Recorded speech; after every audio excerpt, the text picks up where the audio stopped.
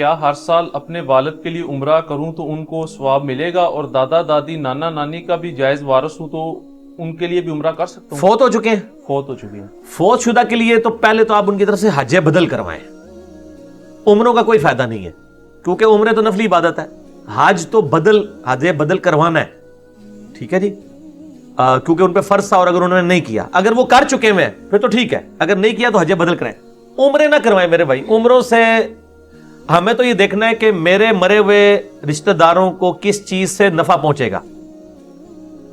اگر عمرہ کرنے سے زیادہ نفع پہنچتا ہے تو میں عمرہ کروا لوں گا، اگر اس سے زیادہ کئی چیزیں ہیں تو میں کہوں گا اس سے زیادہ ہزاروں چیزیں ہیں۔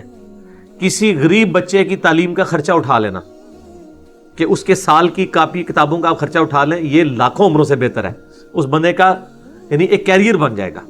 آپ کے غریب رشتہ داروں کو راشن ڈلوانا ہزاروں عمروں سے بہتر ہے۔ اسی لیے ڈاکٹر اسرار صاحب بڑا گرجتے ہوتے تھے، وہ کہتے تھے بتاؤ نبی الاسلام کی 63 سالہ زندگی میں آپ نے عمرے کتنے کیے ہیں؟ گنتی کے آپ نہیں کر سکتے تھے؟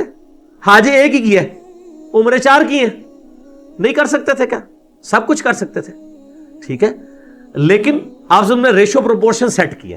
لیکن اس کی ایک دوسری ایکسٹریم بھی ہے کہ جو لوگ ہر سال عمرے پہ جاتے ہیں لوگ ان کو کرٹیسائز کرتے ہیں اور کہتے ہیں نہیں یہ تو اچھا تھا کسی غریب بچی کی شادی کروا دیتے، ہو سکتا ہے وہ 10 بچیوں کی شادی کراتے ہوں، آپ ان کے اوپر کرٹیسائز نہ کریں، آپ کو کیا پتا ہے۔